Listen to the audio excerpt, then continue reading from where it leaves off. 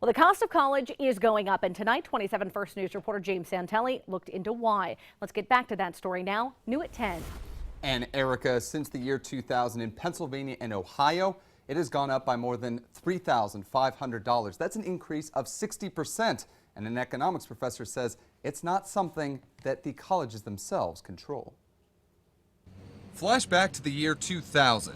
Tuition for in-state students at YSU was about $4,000. In a decade and a half, it has doubled. Yeah, I'm going to have loans, but they're a lot cheaper than where they would have been anywhere else.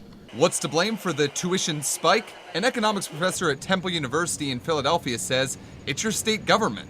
Since 2000, Harrisburg has cut funding to state schools by $3,200 per student. Columbus, even more. They've cut $3,600 in funds per student across the state. That accounts for almost the entirety of tuition increases at YSU and at other state schools. And while the cost of going to public universities around the country keeps going up and up, YSU offers a relative bargain. Other schools in Ohio, like Kent and Akron, are $10,000 per year. YSU, just $8,000 per year, and that makes a difference. For sure. A lot of people, actually, a lot of my friends, they thought that was one of the main reasons why they chose YSU.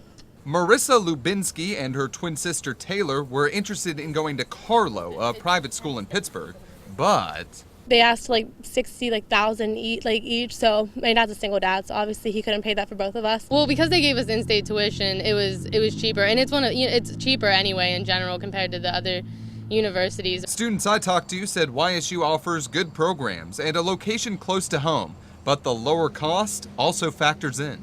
I think this will allow me to pay my loans quicker. I won't be in debt as much as I would if I went to like a private school or somewhere that was more expensive. Way cheaper, because I had one of my closer friends, his sister went to Kent and it was actually expensive and she was thinking about actually coming here.